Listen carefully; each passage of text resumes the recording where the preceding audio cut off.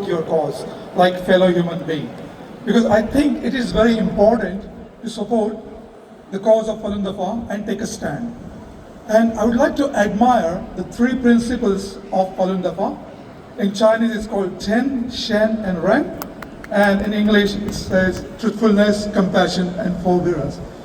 These three principles are really valued, and I have walked in my own life on these principles. And I'll explain you how.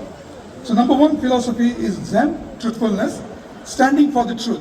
As you know, I'm here standing for the truth, standing for Falun Dafa like you. So it is very important.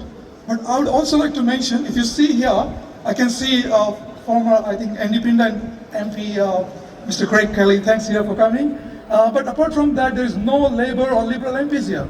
Why? Because they don't have courage.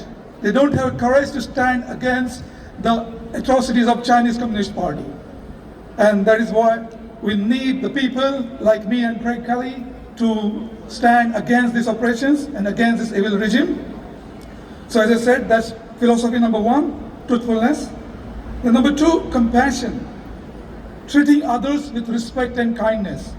Putting yourself in the shoes of other person. So for example, if the Chinese Communist Party would have put themselves in the shoes of Falun Dafa practitioners, they would have understood the pain and suffering that what you guys are going through. And I really admire 27 years you're fighting. 20 July 1991, that's the day when Chinese Communist Party started eliminating or started the atrocities against Falun Dafa. And since then, the Falun Dafa members are still fighting, still putting the fight against Chinese Communist Party, and this is really admirable and I appreciate that. But the point is, if the Chinese Communist Party could have put themselves in your shoes, they would understand the struggles, the sufferings. So that's why I would like to urge the Chinese government to put themselves in the shoes of Falun Dafa members and see what the sufferings they're going through. You can see they're murdering the Falun Dafa members, harvesting their organs. How evil is that? So that's why if the world believes and if the world follows this second principle about compassion, we can make this world a better place. And it applies to everywhere. You can see what's happening in the Middle East, what's happening in Ukraine against Russia. Just for one moment, if all those leaders, maybe Russian president or even Iranian president or US president, if they think about what other people are suffering, and if they decide to stop the war, we can immediately, or we can start making this world a better place.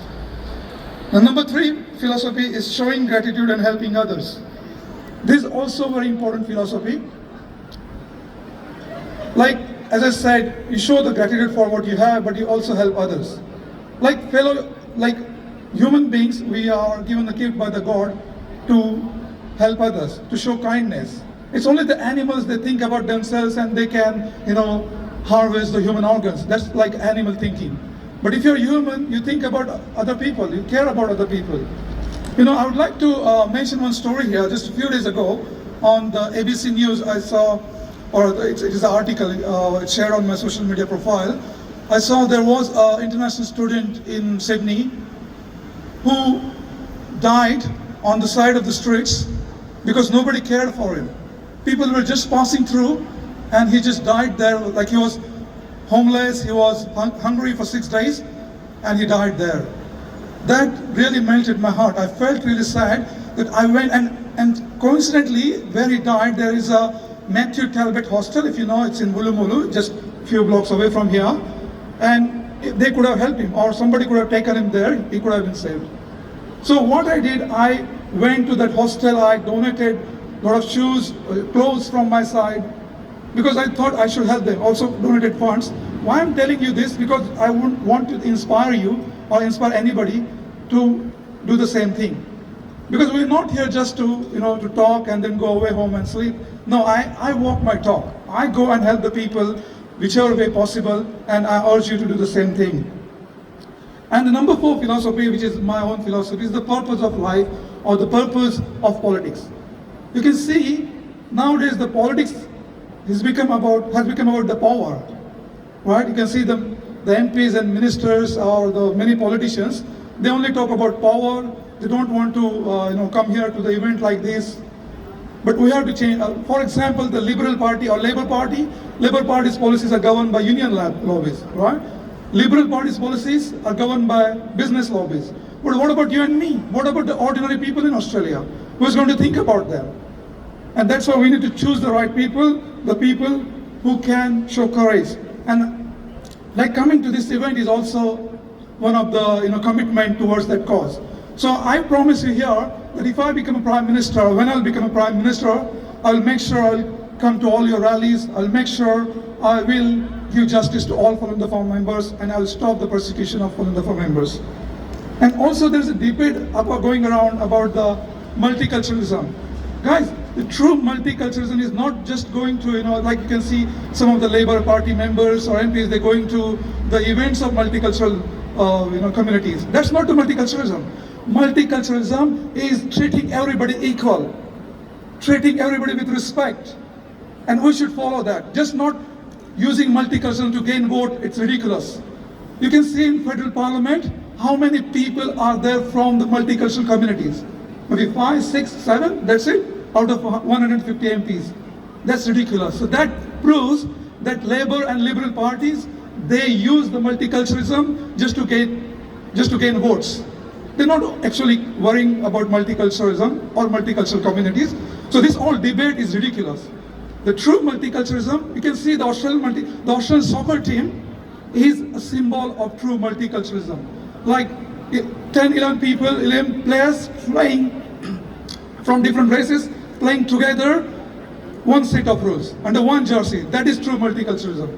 So I would like to urge Labour and Liberal Party members, please do not exploit multiculturalism. And again, I would like to say, if I become a Prime Minister, obviously I'll also make sure that everybody is treated equally and there is no homeless people or no homeless person will be ever in Australia. Yesterday I saw the news about Prime Minister announcing the AI office. I understand that's fine, but what about the people in Australia who are homeless? Why not? There is a social services department, obviously, but obviously it's not working. You can see, if you walk through Redfern or Central, you can see 10 or 20 homeless people just there. So it's ridiculous. Why we need AI office when we can help more people in Australia who are homeless? All right, so I would like to conclude my speech. So if you would like to get more details about my philosophies, you can visit my social media pages. At Instagram, I got around 150,000 followers, but it's not a big thing, but I would like you to have a look at that. It's at Ganesh Loke, or Facebook at Gary Loke for Parramatta. So I would like to just say one thing before I conclude, that I have a dream to create a better Australia. I have a dream to create a better world, and together, you and me, together we can rebuild this dream. Thank you. Long live Australia.